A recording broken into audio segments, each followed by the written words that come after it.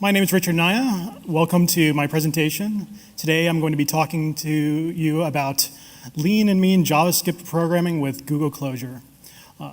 Before I get started, I just want to say I'm really excited here. It's just really amazing to be here with passionate, smart people who are all getting together and learning about cool new things to do in the web and push the limits. As we push the limits, we start to get ideas that are more bold and more ambitious in scope. And this is really the essence of the topic I'm going to be talking about today. Not so much technical wonders with WebGL or Canvas, but how do you build a large project that's quality code and maintainable over time? How do you make big ideas in JavaScript? But first, a little bit about who I am, why I'm here. I love JavaScript, obviously, and I basically come from a background, I'm very into software craftsmanship and kind of the path to discovering what quality code is. I have a background in sort of desktop and web applications where projects that are being done are much larger and have some different concerns than some JavaScript has traditionally had.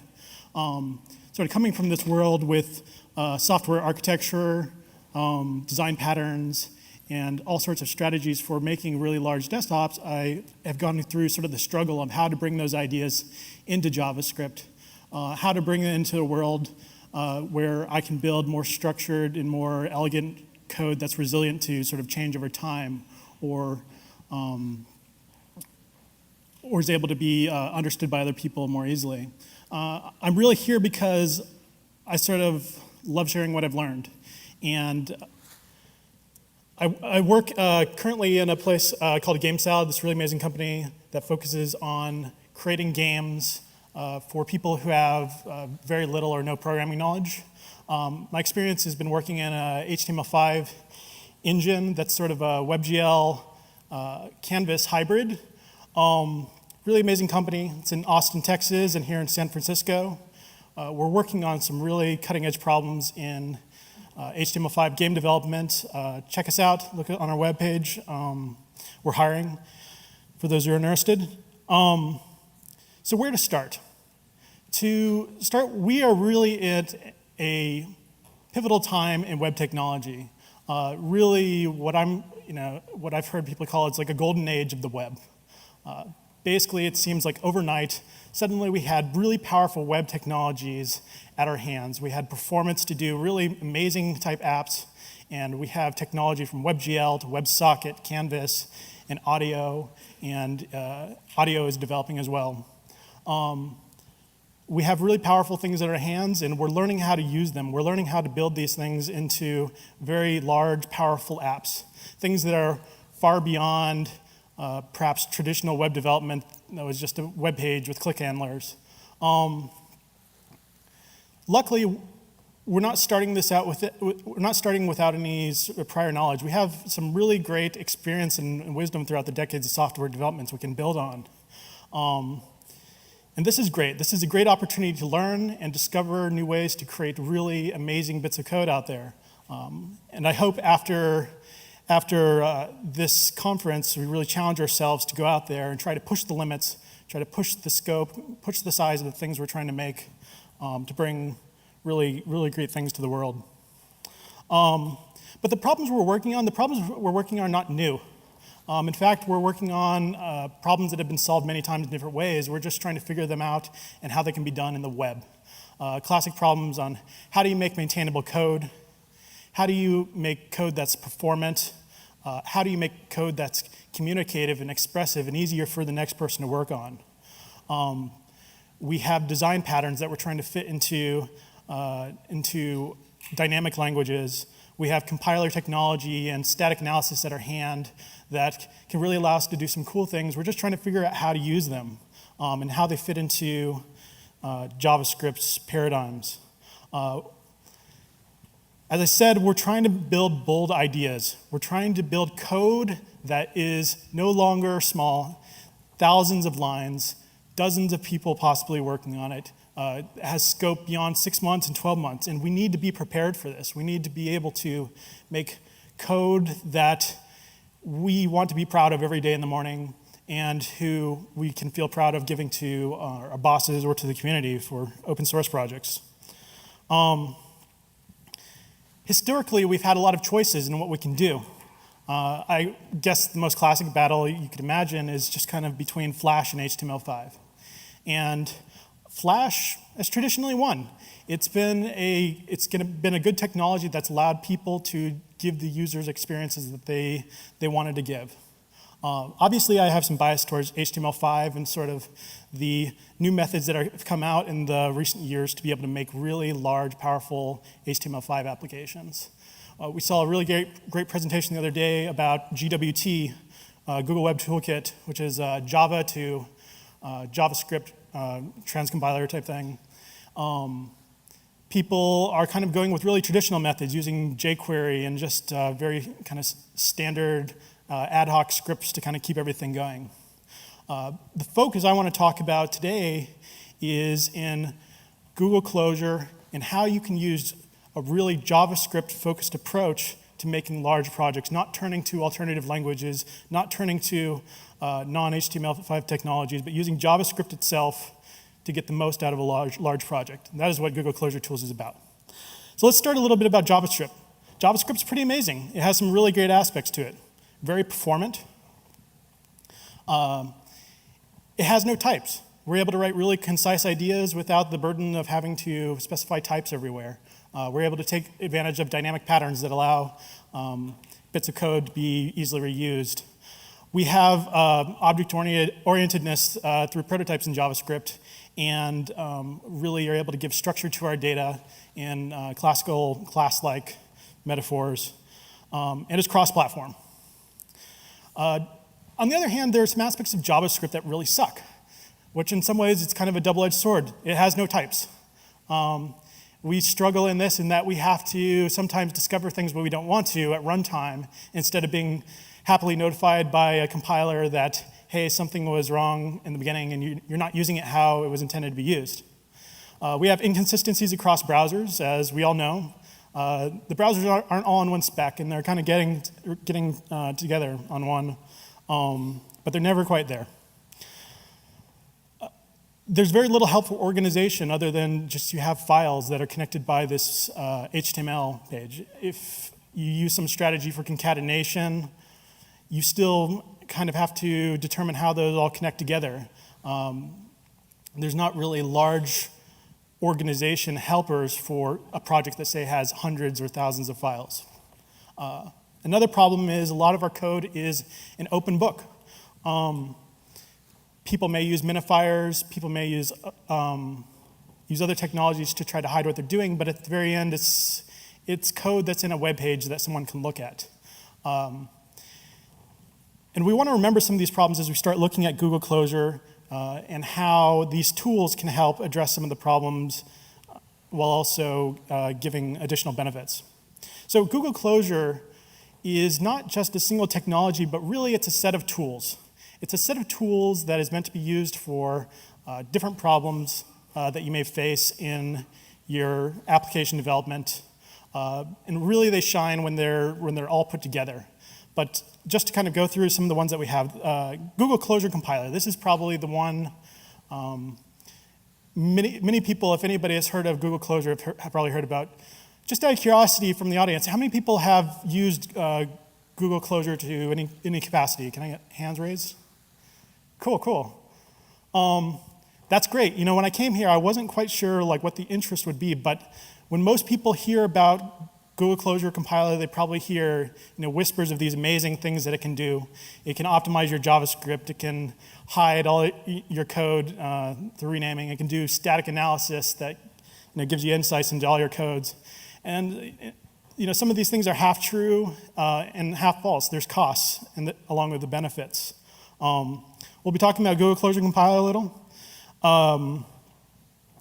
Closure Library. Closure Library is a very jQuery-like equivalent library for JavaScript development with Closure. It's basically just a heavily tested library that really plays well with the compiler. There are Closure templates, which is a really high-performant template tool. We'll be talking about a little bit. And there is a closure linter, which basically helps you sort of adhere to the Google style and the little Googleisms that make the toolset chain really work. So we'll be talking a little bit about sort of JavaScript in the Google way. Google Closure is used by a number of applications used by Google, and they very graciously share it with the community. And they share along with their tools, sort of an idea or a mindset. I think the kind of the classic way I've heard it described is it's JavaScript from the mindset of a Java programmer. And that's not necessarily exactly a bad thing. Java programmers come from a background of very large applications, very large systems, where they're trying to make very large things work. And it has a lot of great ideas that translate very well into the JavaScript world with the help of tools. So as I mentioned, there's a collection of tools for us to use as needed. And really the emphasis is around you making consistent quality code that you can focus on while letting tools worry about the more difficult problems, optimizations, and assembling them together into final source.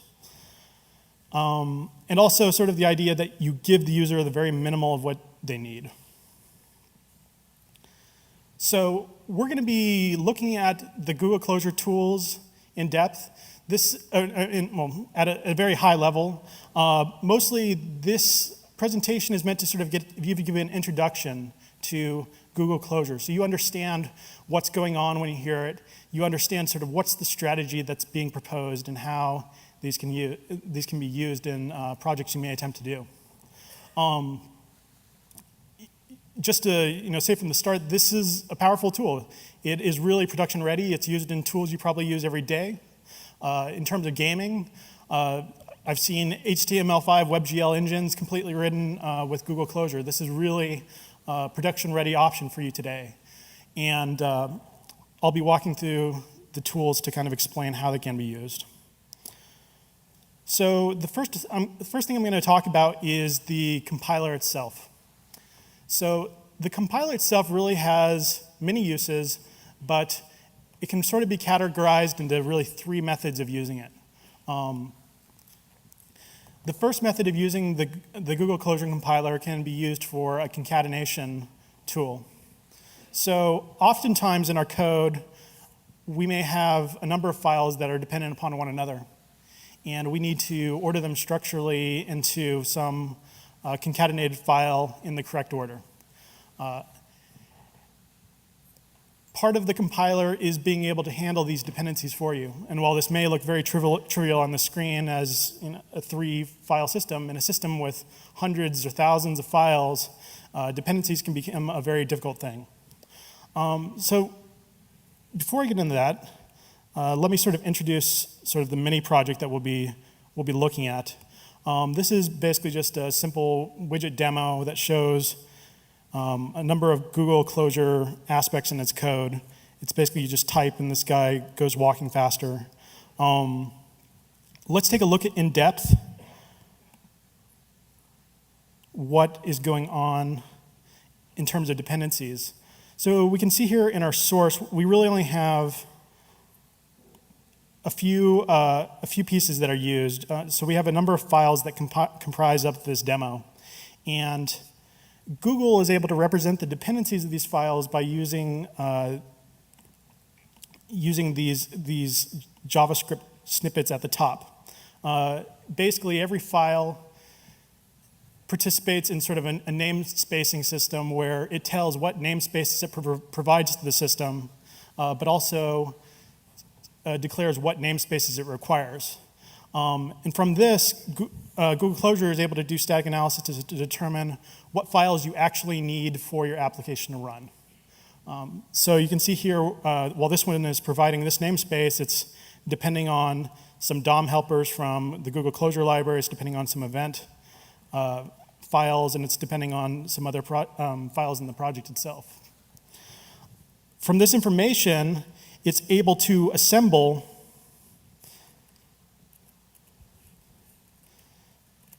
the code into a final output we can see here that after running the compiler, we have a large concatenation of all of our files that are needed for a project, without me having to do anything but specify their dependencies in the code itself. And this is important. I'm not writing ad hoc scripts here.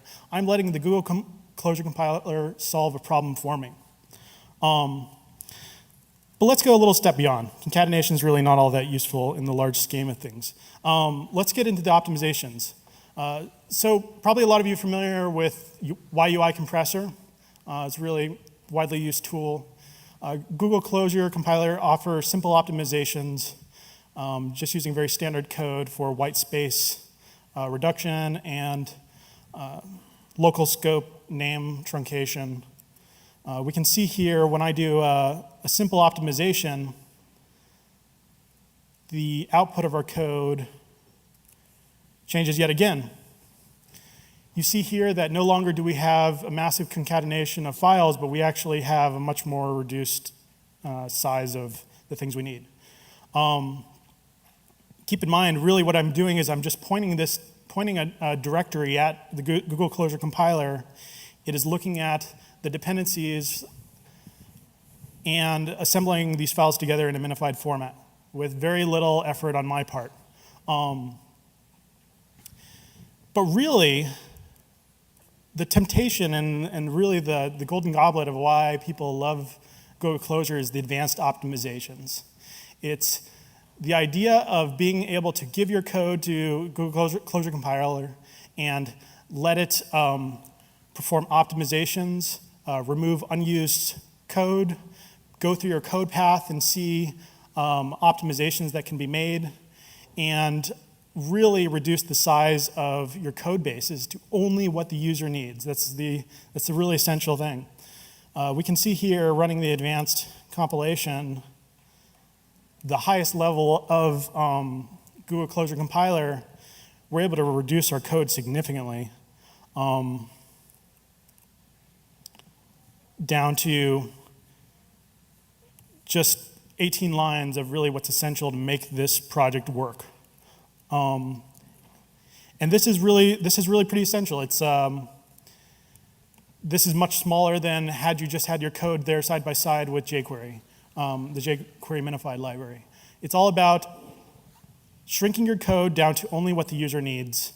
And as you can see here in the code, there's all sorts of massive symbol replacement that's gone on. Basically, we've reduced this application into a pile of really unintelligible stuff that nobody trying to steal could figure out. It's a real concern for people who are making software for companies who are concerned about man years of work that go into software and their IP and things that they want to protect, their ideas they want to protect. And Google Closure is able to provide this. And this may seem kind of amazing to be able to get these optimizations and obfuscations, but they don't come for free. They really require a mindset and an action by you as the user to tell the compiler the intent of your code. And the way that this is done is through Jsd Comments. As you can see here, looking through the application here, I use a very simple documentation mechanism to be able to describe what's going on. I define constructors, I define parameters, I define the types of these parameters. I define return statements. I define public and private access. I define the intent of my code in the comments in ways that JavaScript cannot.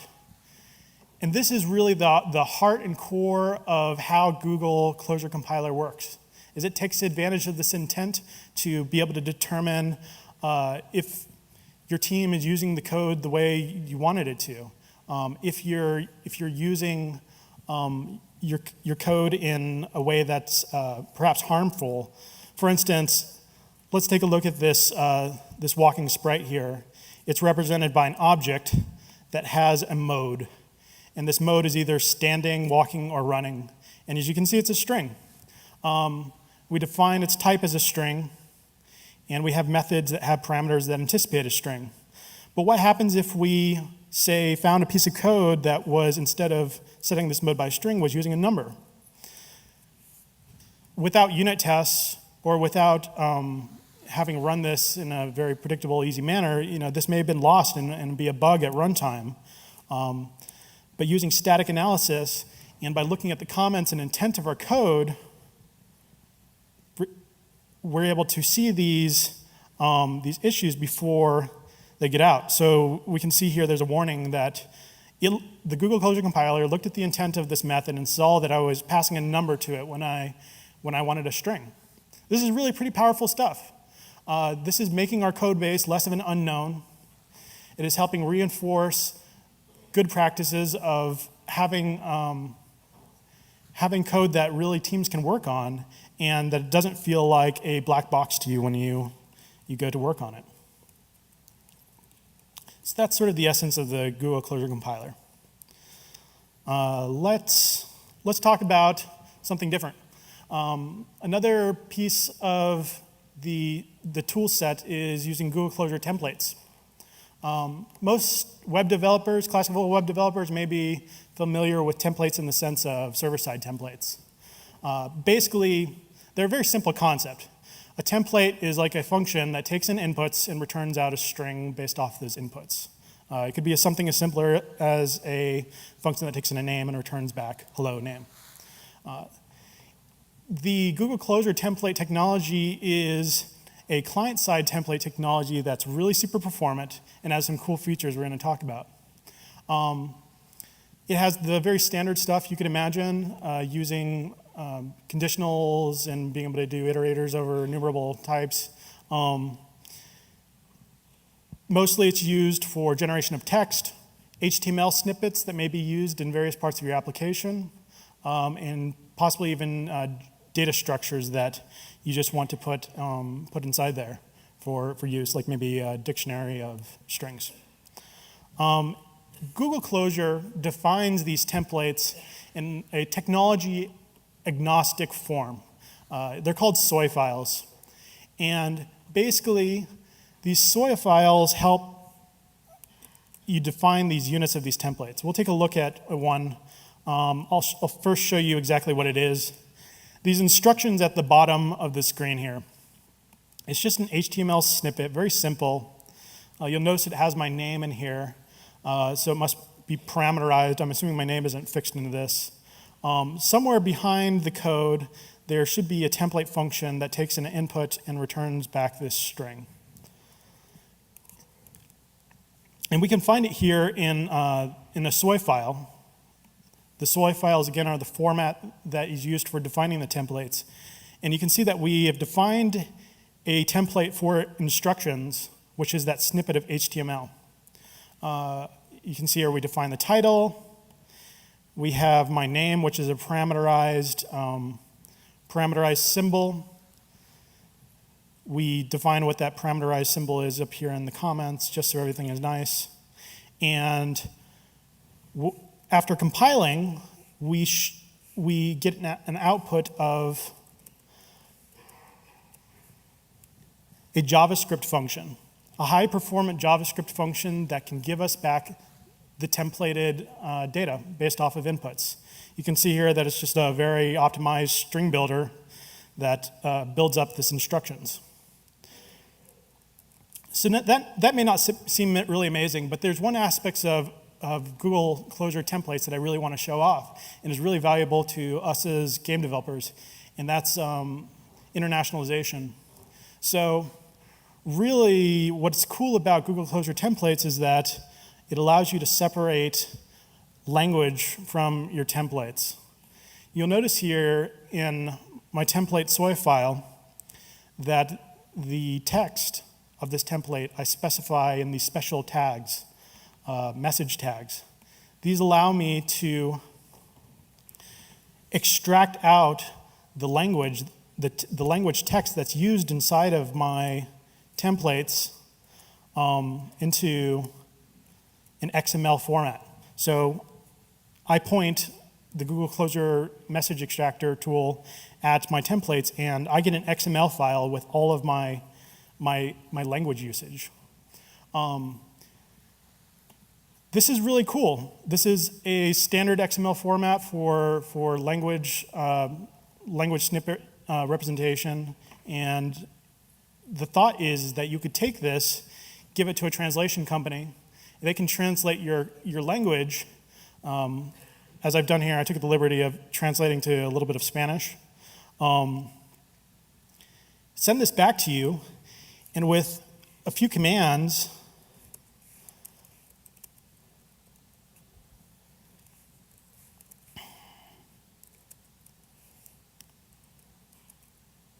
suddenly you have a generated version of your code that is using a different language with no modifications to your code base. Basically, we're just using the template generation code to take our soy files in conjunction with our language XML and produce our JavaScripts that are used as our template code. So this is a really powerful aspect of the Google Closure tools for making internationalized app. And I highly recommend for people who are interested in getting games out to places on the Chrome Web Store that have a lot of exposure to international groups to check out this as an option. Make your life a little bit simpler in working on a project that deals with multiple languages.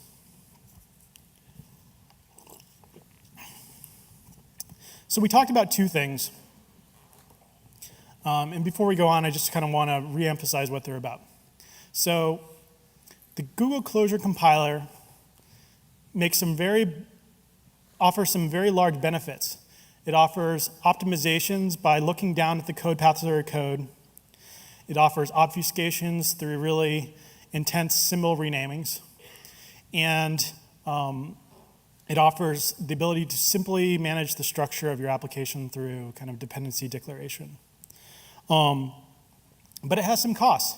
It has some costs in that you have to define the intent of your code, that you have to use JavaScript comments to specify how you want your code to be used. So in going about sort of this process, there's some tips, to keep this sane and do this right. You should try to JS doc your code often. Learning about the JS doc annotations to be able to describe your code effectively is really the primary thing you need to do in order to make Google Closure make the most out of your code. The Google Closure library is a very excellent example for looking at how to do this, how to describe your code. They certainly have a plethora of examples. Follow the Google JavaScript guidelines. There's some public recommendations on just kind of how Google writes JavaScript. It's really good to look at. And in conjunction with the Google Closure linter, you can really make sure that your code is sort of following best standard practices of JavaScript according to Google, and making sure that your code has the little Googleisms that really make Google Closure compiler work best. Making sure that you've documented your functions so that the compiler knows how to use them appropriately. Lastly, most people, they want the advanced mode features. They want the cake. You have to test very early and often in advanced mode. You'll want to, because sometimes it doesn't break. Sometimes it does break. Sometimes it doesn't understand what you've done, and you may need to trace through it to see what's going on if you can't find out what's happening in the warnings outputs. There's two ways in which you can do this with Closure. The first is a Firefox plugin that allows you to basically traverse through obfuscated code and walk through the code path of what Google has generated for you, or Closure has generated for you. And the other is using kind of pretty print to kind of go through structurally of the symbol renamed code and see what's going on yourself. Sometimes that's pretty useful to do. So let's take a step back. I want to make sure that we have kind of realistic picture of what's going on. We have very optimized code coming out of Google Closure Compiler. We don't always have the luxury of having code that sticks in nicely with the compiler. And somehow, in all of this code, we need to also expose some hooks to the outside world for your library to even be used. For instance, how does this demo even start? So we take a look here. In the HTML, it says that there's some sort of global static method, typerunner.start, in which everything begins. But how does that even get exposed? So in Google Closure, there are really two ways to both expose functionality from your really hyper-optimized libraries, and there's a method for also taking in third-party libraries into your code. And the first method for outward exposure is you use exports. Exports, for example, as this method start, I want to ensure that that's exposed to the outside world as a specific function path. I use Google export methods to define how it should be exposed to the outside world. I say that this path should be exposed publicly by this, and I'm able to expose a property start by this name as well. And this is what allows me to actually be able to call this method upon this optimized mess of code.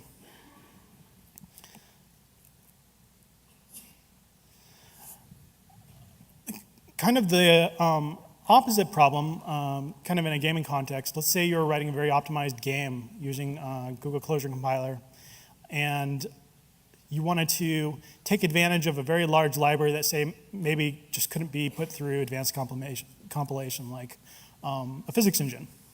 How do you take advantage of a physics engine from a Closure compiled piece of code? Basically, Closure allows you to define symbols that shouldn't be renamed during the compilation processes.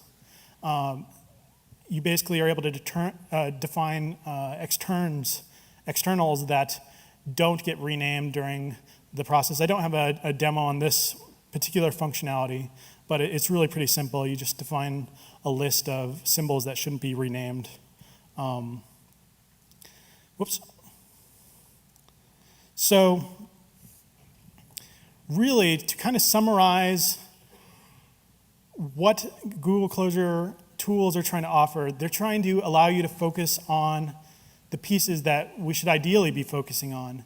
Be focusing on good habits in our code, documentation and consistency, while leaving Google Closure tools to be able to generate optimized JavaScript, to be able to do obfuscation, to be able to do static analysis on our code to determine what's going on. Are you using your code with the intent that it was meant for? So overall, I hope I kind of gave a brief introduction to Google Closure as a whole, kind of what it is, the tools, and how they can be used to sort of fit into your needs in terms of building large pieces of code, large projects. It's really the emphasis in making quality code while leaving the work to the tools to do optimizations. I realize that not everything can be explained in 45 minutes, but I definitely want to invite you to take a look at this presentation and my code specifically on GitHub, and also a number of really great reference points to start at if you're really interested in looking deeper into the Google Closure tool set. Highly recommend this book, Closure, the Definitive Guide. One of the major problems of Google Closure as a whole is just documentation, and this book is really great for kind of the nitty-gritty and small things that you just might not find on some Google tangent search. Also, just a number of links that are just very useful as a whole. So, sort of this last bit of time, I wanted to sort of open the floor to any questions about Google Closure that I'm able to help answer, or maybe things that you'd like explained.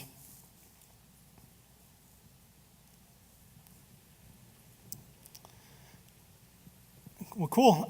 If there's, I guess we got.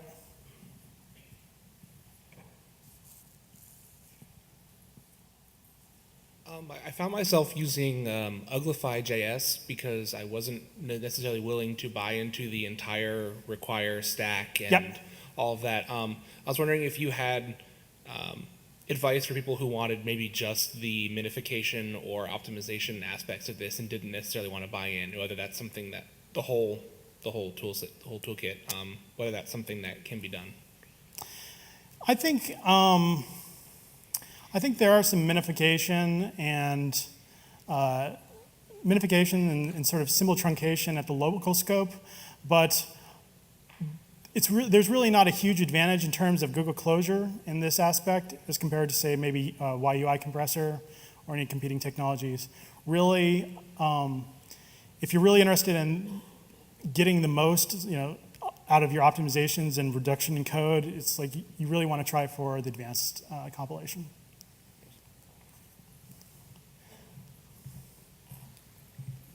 For really large-scale JavaScript projects, do you have any advice for like automated unit testing or tools that can be used for that? So I know that within the Google Closure compiler, the library itself, there is a unit testing framework. I saw a video on this unit test framework that was from Google that is really about distributed execution on browsers, but I don't remember the name of it offhand. I just saw it recently.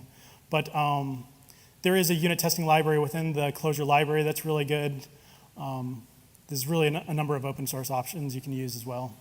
But if you're kind of looking to kind of go whole hog into using Google, there is one available to you that you can use through the library.